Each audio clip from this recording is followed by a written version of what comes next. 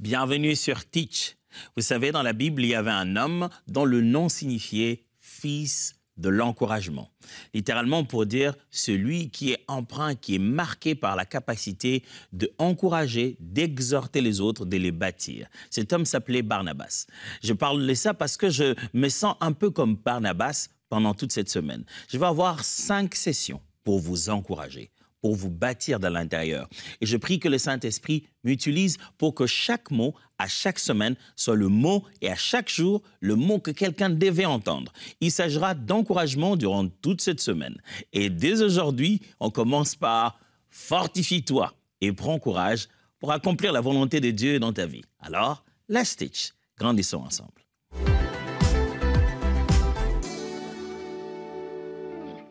Lorsqu'on entend « fortifie-toi et prends courage », c'est très facile de s'en souvenir. Ça se trouve dans les livres de Josué. Josué, chapitre 1, du 1er au 9e verset. Lisons ensemble.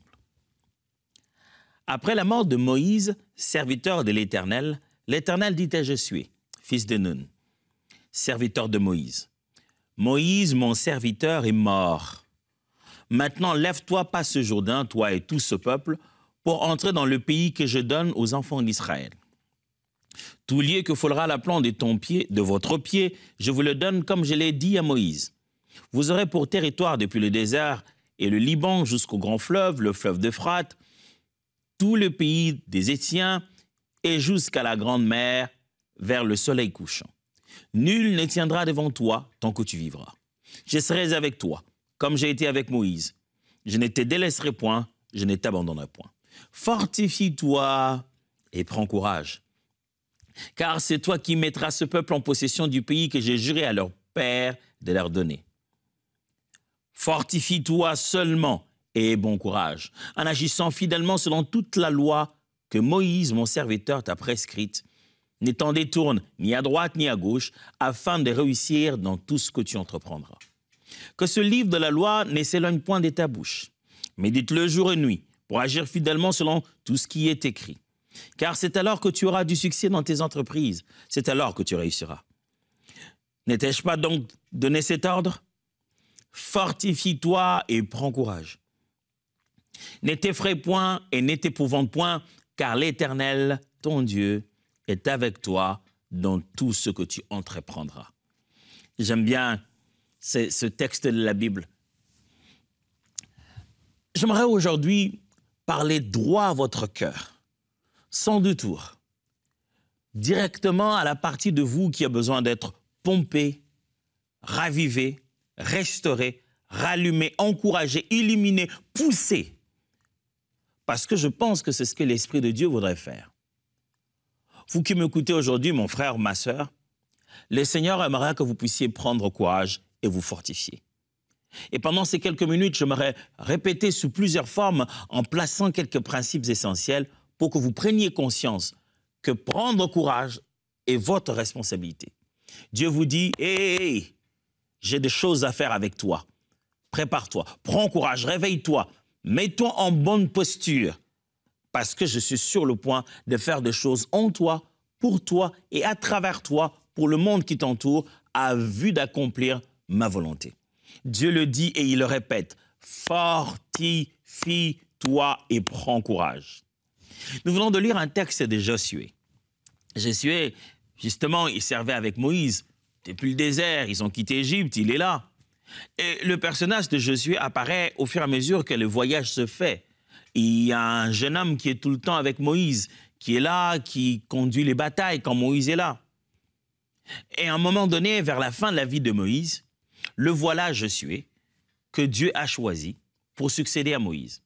Moïse a fait de son vivant vers les derniers jours de son existence, il a fait une prophétie importante. Il a dit qu'après lui, l'Éternel enverrait un autre comme lui, qui serait le libérateur du peuple et qui l'amènerait réellement à accomplir, à finaliser le projet que Dieu avait pour lui.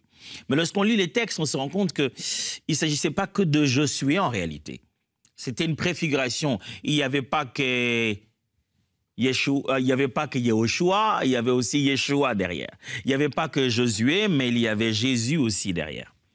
Mais il leur dit, Dieu vous enverra un autre comme moi, un autre prophète. C'est pourquoi quand vous lisez dans la tradition juive, le livre de Josué n'est pas considéré comme un livre historique, comme nous on en a dans la répartition des livres de nos Bibles chrétiennes. Mais chez les Juifs, le livre de Josué est considéré comme un livre de prophète. Dieu ici va utiliser un jeune homme qui était dans le domaine militaire de la vie du peuple d'Israël, qui devenait de plus en plus nation.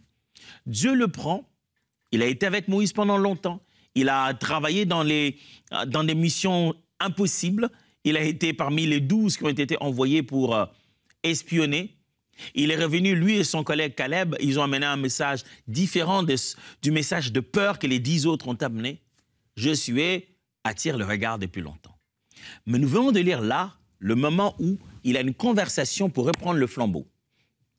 Dieu lui parle. La Bible montre le contexte. La Bible dit d'abord qui il était. On utilise deux fois le mot auxiliaire de Moïse, c'est-à-dire serviteur à côté de Moïse. Et à travers lui, Moïse pouvait devenir meilleur. J'aime bien le terme auxiliaire parce que ça me rappelle tout de suite la conjugaison. Bon, je sais que tout le monde n'aimait pas nécessairement la conjugaison. Mais en conjugaison, il y a ce qu'on appelle un auxiliaire. C'est un verbe qui permet à un autre de mieux être conjugué. L'auxiliaire prenait le temps et le verbe principal prenait le participe passé. Allez, l'auxiliaire dit « a mangé »,« avait mangé », aura mangé, l'auxiliaire change et il porte le temps sur lui et permet au verbe principal de rester dans un participe passé et ça compose un temps. Allez, on oublie les Français, c'est complexe de fois. Mais souvenez-vous que le rôle de Josué était de prendre sur lui certaines responsabilités pour permettre à Moïse d'exceller aussi dans son appel sans avoir à trop varier. Comme quoi, Moïse pouvait garder les mains levées là-bas sur la montagne et il y avait la victoire. Josué était sur le terrain, Josué pouvait crier en disant « Ok », que le soleil s'arrête à Gabaon et il devait finir le travail qu'il avait commencé. Josué pouvait rester pendant que Moïse monte à la montagne pour aller parler avec l'Éternel. Josué a été utile entre les mains de Moïse. Maintenant, c'est son tour. Et Dieu lui dit « Moïse est mort ». Allez, quand on dit ça comme ça, vous avez l'impression que c'est facile. Il fait que succéder à Moïse qui est mort. Non, non, non, attendez. Un peuple a vécu pendant très longtemps sous la domination d'un autre. Le peuple qui est entré en Égypte est venu en tant que des invités, je veux le dire, des invités du Premier ministre. Joseph était prince et il a fait venir sa famille, il a fait habiter à Goshen. Ils y sont restés et il est arrivé un moment où il y a un pharaon qui ne connaissait pas Joseph. Ceux qui étaient des invités dans la ville se sont transformés en esclaves. Vous savez ce que ça veut dire? Un voisin qui vous saluait de loin, avec qui vous parliez, aisément le jour suivant, il vient vous traiter en esclave. Des gens qui vous saluaient, des policiers qui vous saluaient en disant « Hey mon frère, comment ça va ?» Demain, ils se mettent à frapper sur vous, peut-être pas sur vous, sur vos enfants. Vous êtes une génération, une autre génération est née là. Ils sont peut-être allés à l'école ensemble.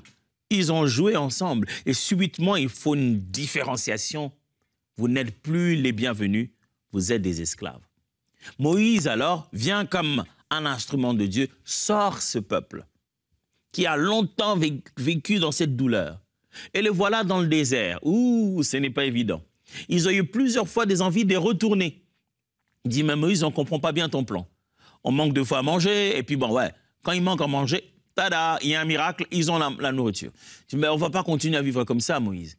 Ils ont plusieurs fois contesté l'autorité de Moïse, et Dieu, pour affirmer l'autorité de Moïse, a fait des grands miracles. Ici, Josué n'est pas connu pour ses miracles, hein. Il est juste connu pour ses batailles. Et c'est lui qui doit remplacer ces miraculeux de Moïse. En plus, il n'a pas de bâton spécial, hein. Lui, il n'est pas venu en disant qu'il avait vu un buisson ardent. On l'a vu grandir parmi nous. Il était parmi les esclaves, hein. Il n'a pas vécu avec Pharaon. Ce n'est que quelqu'un qui était parmi nous. Pourquoi on le choisirait lui et non pas nous? Mon frère, demandez-moi, je sais ce que c'est que succéder. C'est que prendre le rôle de quelqu'un d'autre qui était venu avant toi. Ce n'est pas évident. Les gens ne sont pas toujours aussi gentils avec toi quand tu dois prendre la relève. Josué prend la relève. Et voici ce que Dieu lui dit. Il lui dit, moi, j'ai des promesses à te faire. Personne ne résistera devant toi tant que tu seras vivant. Je vais t'utiliser, je vais finaliser le plan que j'ai commencé avec Moïse. Ça ne va pas être la même chose. Il n'y aura plus de mer rouge, il n'y aura plus d'eau à transformer en vin. Ton histoire va être différente, mais je serai avec toi. Ça, c'est ce que moi, je te promets. Mais voici ce que toi, tu dois faire de ton côté. Fortifie-toi et prends courage. Mon frère, je sais que ce n'est pas facile. Je ne sais pas où tu te trouves maintenant. C'est peut-être ton tour maintenant. C'est sur toi que l'espoir de toute la famille repose. On t'a envoyé aux études loin de ton pays natal. Tu es peut-être le seul à travailler dans toute ta famille. Et tu ressens le poids. Et tu te dis, pourquoi moi? Vraiment, pourquoi je dois vivre tout ça? Dieu, pourquoi tu n'en donnerais pas à chacun? Et tu te poses la question, pourquoi je suis leader? Et tu as comme l'impression que les gens préfèrent encore te garder à cette place-là pour continuer à te jeter des pierres. J'aimerais t'encourager aujourd'hui, ma sœur. Fortifie-toi. Prends courage. N'abandonne pas. Ne te fatigue pas. Tu as envie de dire non, mais écoute, si ce n'est que la fonction, ben, je la laisse là. Hein. Prenez la fonction au lieu de me rendre la vie difficile comme ça. Ouh, je t'en supplie, n'abandonne pas. Fortifie-toi. Et justement, je te propose 4 choses que tu dois absolument savoir pour être de plus en plus fort. Premièrement, Dieu ne nous demande jamais une chose qu'il ne nous a pas donnée. Dieu ne nous demande jamais une chose qu'il ne nous a pas donnée. Quand Dieu te dit « fortifie-toi », c'est parce qu'il sait qu'il t'a donné la force. Dieu n'a pas dit « je te fortifierai ». Dieu n'a pas dit « écoute, sois là, sois mou comme ça, écoute, moi-même la nuit, je vais te donner une force surnaturelle qui va venir, le matin, tu n'auras plus peur, tu vas parler comme un super-héros, ta voix va changer quand tu parles avec autorité, bien-aimé, écoutez-moi ». Non, tu auras encore la même taille, tu auras peut-être encore les mêmes moyens financiers, mais avec plus de responsabilités. Tu t'élèveras en parlant, tu auras peut-être les mêmes habits encore, et tu as encore la même voix, la voix qu'il déteste, mais fortifiée au-dedans de toi. Pourquoi? Parce que Dieu a placé déjà la force en toi. Dieu ne dit pas « je veux le faire à ta place », il dit « écoute, il y a des choses que moi je veux faire, mais il y en a d'autres que toi seul peux faire. » C'est pourquoi je t'en donne l'ordre. J'aime comment il dit au verset 9. « N'étais-je pas ordonné ?» Dieu, tu me donnes un ordre. Oui, si Dieu te donne un ordre, c'est que le moyen d'accomplir cet ordre-là. Sinon, ça n'a pas de sens. Pourquoi Dieu m'ordonnerait-il à faire une chose dont je n'ai pas le moyen? Il dit, toi, fortifie-toi. Ce qu'il y a d'intéressant, c'est que cette phrase ne commence pas par Dieu lui-même dans sa bouche. Ça commence dans la bouche de Moïse. Deutéronome chapitre 31, versets 7 à 8. Deutéronome 31, 7 à 8. Moïse appela Josué et lui dit en présence de tout Israël. Ah! Là, on est en train de voir dans Josué, Dieu, on parle à Josué en secret seul, mais Moïse avait dit ça devant tout Israël. Fortifie-toi et prends courage, car tu entreras avec ce peuple dans le pays que l'Éternel a juré à leur père de leur donner. Et c'est toi qui les en mettras en possession. L'Éternel marchera lui-même devant toi, il sera lui-même avec toi, et il ne te délaissera point, et ne t'abandonnera point, ne crains point, et ne t'effraie point. Mot pour mot, les mots qui sont sortis ici de la bouche de Moïse, dans Deutéronome 31, sont les mêmes mots que Dieu répète dans Josué chapitre 1, directement à Josué. Si Moïse me dit de me fortifier, peut-être qu'il ne me connaît pas bien. Il me dit de me fortifier parce que ce n'est qu'un être humain. Après qu'il m'ait dit ça, je vais chercher Dieu. Dieu va me fortifier. Tu vas voir Dieu. Dieu encore te dit exactement la même chose que Moïse. Il dit, écoute, fortifie-toi. Alors, j'aimerais te le dire aussi, fortifie-toi. Que les patrons aient dénigré le travail que tu as fait, disent, mais c'est quoi ça? Fortifie-toi. Je t'en supplie, fortifie-toi. Dieu a placé en toi suffisamment de force. Comment on le fait, pasteur? Eh bien, on rentre dans sa chambre, on dit, je suis la tête, non la queue. Je ne suis pas un hasard. Dieu a prévu un plan merveilleux pour moi. Il m'a créé avec un but. Je ne suis pas un perdant. Dieu a des projets pour moi. Deviens fort, parce que Dieu ne te demandera jamais ce qu'il ne t'a pas donné. Regardez ce qui se passe dans Juges, chapitre 6, versets 14 à 5. Un homme appelé Gédéon, Dieu le rencontre pour lui donner une mission. Et après cette conversation, vous connaissez Gédéon, il a des questions, il s'est plaint à Dieu, si tu étais là avec nous, mais pourquoi on vit tout ça? Mais écoutez ce que le Seigneur lui dit dans Juges chapitre 6, versets 14 à 15. L'Éternel se tourna vers lui et dit, « Va avec cette force que tu as. » Wow. Un C démonstratif. Il dit, il pointe du doigt la force en question. C'est ce que ça signifie dans le langage, il dit, va avec cette force que tu as et délivre Israël de la main des Madians. N'est-ce pas moi qui t'envoie? Gédéon lui dit, ah mon Seigneur, avec quoi délivrerai-je Israël? Voici ma famille est la plus pauvre à Manassé et je suis le plus petit dans la maison de mon père. Quand Dieu dit la force que tu as, Gédéon lui parle de plus petit dans la maison de son père et plus pauvre en Manassé. Gédéon pense que la force signifie les moyens financiers et que la force signifie l'âge ou la carrure et les capacités physiques. Il dit, je suis le plus petit de la maison de mon père et nous sommes de la tribu la plus pauvre. Je n'ai pas d'argent et je n'ai pas de force physique. Mais Dieu dit, va avec cette force que tu as. Il a vu ça quelque part. Mes amis, Dieu ne se trompe pas. Il t'a choisi comme ça avec ta taille, avec ton teint, avec ton ignorance. Il connaît de quoi tu es fait. Mais que les faibles disent, je suis fort. Et que le pauvre dise, je suis riche. Parce que Dieu se prépare à faire des grandes choses avec toi.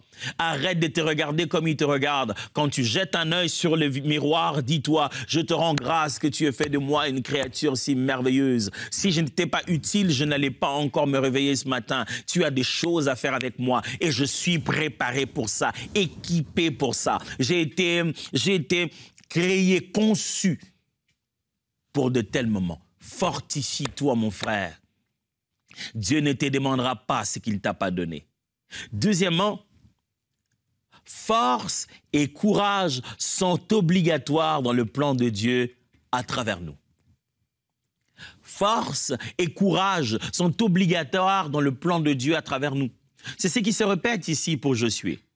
Moïse lui dit la même chose. Dieu lui dit exactement la même chose. C'est comme s'ils s'étaient parlé entre eux. Mais Dieu, tu peux le faire.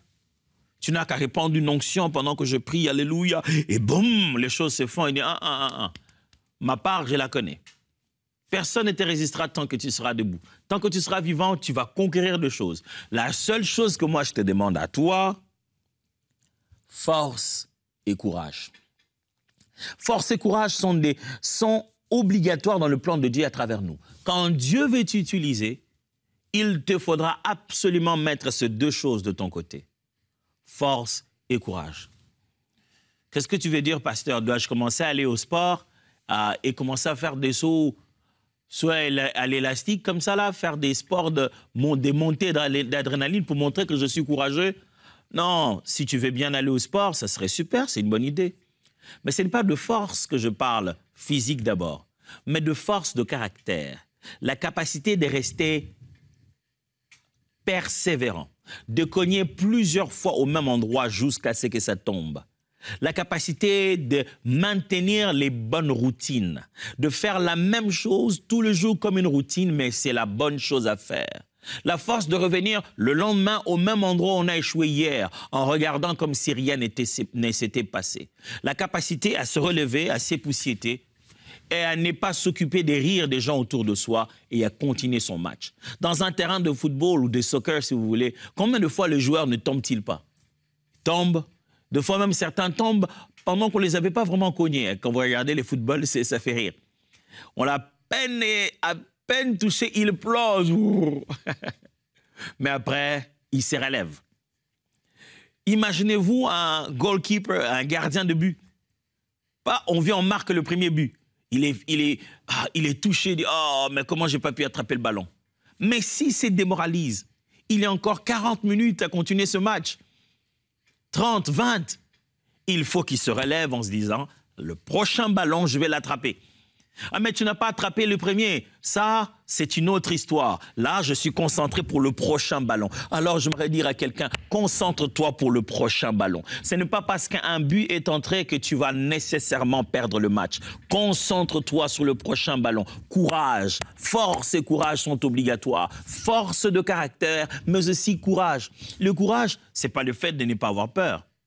Le courage, c'est le fait de continuer à avancer avec sa peur-là. Tiens, justement, c'est ça le troisième point. Troisième point, le courage est une résolution intérieure pour braver sa peur. C'est ce que Dieu demande à Josué, il dit. Il dit, sois fort, mais sois aussi courageux. C'est-à-dire, prends une résolution intérieure en toi-même de continuer à faire ce que tu dois faire, même quand tu as peur. Je me souviendrai que j'étais très petit, il ne faut pas rire de moi, hein, j'étais petit, j'étais très petit. J'étais très petit et chez nous, à l'époque, au Congo d'où je viens, à l'époque c'était Zaïre, il y avait, chaque fois qu'on passait les informations, les news, le journal télé, on les passait dans les 4 langues nationales. À part le fait de le passer en français, on le passait dans les 4 langues nationales. À l'époque, du fait président Mobutu, au début de chaque émission, de chaque journal télévisé en langue nationale, on faisait passer un son particulier de l'origine de cette langue-là, un son traditionnel de cette province. Soit on faisait... Il y avait toujours des gens un peu habillés spécialement, traditionnellement. Je me souviens qu'il y en a un qui avait comme une sorte de trompette et qui faisait pou pou pou pou pou et il parlait. Et puis le président disait un mot et les informations commençaient. Et tout petit, quand j'avais une peur bleue de ces gens déguisés. Et chaque fois que les infos devaient commencer et que cette personne venait avec pou pou pou pou pou, quand je savais seulement que c'est sur le point de commencer, je fouillais. Même si on regardait la télé, là, j'ai quitté. Tout le monde savait que j'avais peur de ça. Un jour, je commis une bêtise. J'étais entre les jambes de mon père, comme ça, là, assis. On regardait, vous voyez, tout petit j'étais. Et je l'ai touché sur ses jambes et je me rendais compte qu'il avait des poils et je ne savais pas ce que ça voulait dire. J'ai voulu enlever. Ouais, je sais ce que j'ai fait. J'ai voulu prendre au moins une partie. Je voyais, les poils étaient là, j'ai dit, je vais juste enlever. J'ai tiré les poils. Et mon père, ce jour-là, il a crié très fort. Ah! Je ne sais pas pourquoi il a crié, je voulais juste en prendre un seul. Et j'avais une baffle, bam! Le temps que je me rende compte que j'avais des étoiles dans l'air, c'était exactement ce moment-là que les infos commençaient. Je voulais fuir en même temps. Ah, c'était pas le bon moment. Mon père, il était super fâché. Il a dit, justement, tu fais que fuir cette affaire. Tu sais, tu vas regarder ça aujourd'hui. Il m'a remis entre ses jambes et a dit, regarde. J'avais d'abord mal à cause des baffes là et j'étais en train de pleurer et je regardais ça et j'avais l'impression que j'allais mourir. Ah, regardez, j'avais l'impression que si ça continuait, je vais mourir. Et puis je regardais et je me suis dit, j'avais peur de quoi? Mes amis, les choses qui nous font peur ne méritent pas de nous paralyser. Le courage consiste à affronter sa peur, même quand ça fait mal, mais ayant pris à l'intérieur une résolution que j'aurais peur, mais je veux le regarder. Mon histoire vous semble être drôle, ou peut-être aussi ça vous... Allez, je ne sais pas comment chacun va prendre ça émotionnellement. Mais la morale dans ça, c'est que le jour suivant, sans qu'on m'ait frappé, sans qu'il y ait rien, sans que j'ai commis des bêtises, sans que j'ai tenté de couper les poils, c'était le moment de passer justement cet audio ou cette vidéo avant que le journal télévisé ne commence. J'étais sous le point de fuir et puis je me suis dit, mais après, la dernière fois, je l'ai regardé en pleurant. Il faut que je sache pourquoi je n'arrive pas à regarder. J'étais sur ma chaise en train de regarder, je tenais la chaise, mais j'étais là. Le jour d'après, je tenais moins la chaise, j'étais là. Le jour suivant, des fois, je regardais ailleurs, j'écoutais, mais j'étais là. Jusqu'à ce que c'est parti. Fortifie-toi, mon frère, prends courage. Pleure s'il faut le pleurer, il faut pleurer, mais sois là. Souffre s'il faut souffrir, mais sois là. Ne laisse pas la peur te paralyser. Ne reporte pas demain ce que tu es censé faire aujourd'hui. Ne laisse pas la peur t'empêcher de faire cette présentation. Tu as prié, tu as gêné. Dieu t'a donné l'occasion de t'élever devant les gens. Ne va pas dire que je ne sais pas parler en public. Va en public. Dis ce que tu peux dire en public et l'Éternel prendra à partir de là. Fortifie-toi. Prends une résolution intérieure de braver la peur. Et enfin, la quatrième chose que je vais partager avec toi aujourd'hui, comme un fils de l'exhortation. La prière collective et la prière en langue aident à nous fortifier. Je vous donne 2 astuces, justement, qui peuvent vous aider à bâtir l'homme intérieur, à ressentir cette force émanée de vous. Il y en a plusieurs, mais 2 astuces pour aujourd'hui. Apprenez à prier avec les autres. Pourquoi? Quand vous priez avec les autres, il sort d'eux des paroles qui vous fortifient.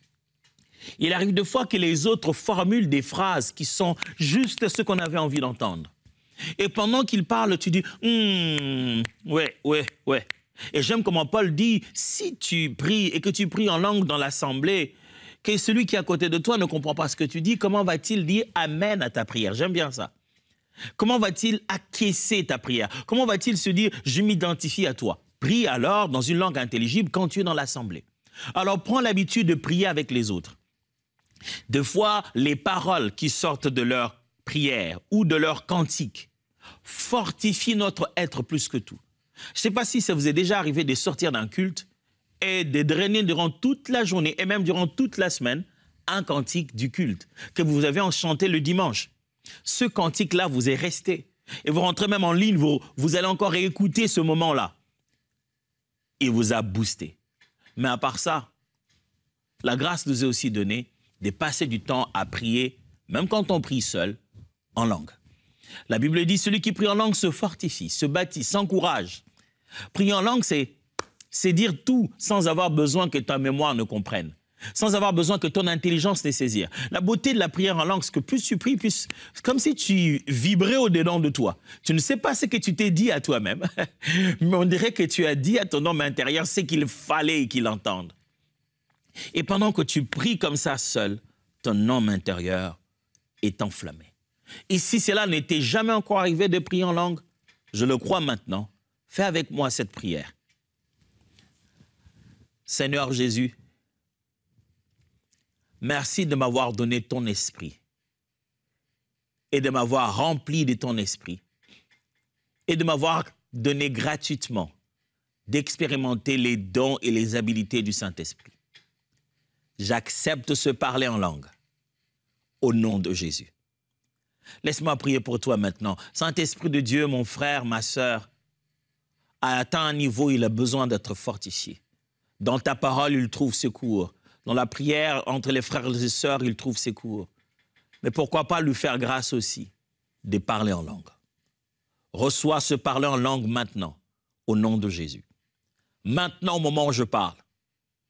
Reçois cela au nom de Jésus. Aujourd'hui, c'est le jour où tu te mets à parler en langue. Au nom de Jésus de Nazareth. Reçois cette capacité. Elle est gratuite. Elle est gratuite. Reçois-la. Dieu va te fortifier. Le Saint-Esprit va te donner une force qui dépasse ce qu'il y a dans ton intellect. Reçois ce don au nom de Jésus-Christ. Deviens plus fort dans ton homme intérieur au nom puissant de Jésus-Christ. Oui. C'est fait. C'est fait. N'oublie pas aujourd'hui, fortifie-toi et deviens courageux. On se voit demain. Dieu vous bénisse.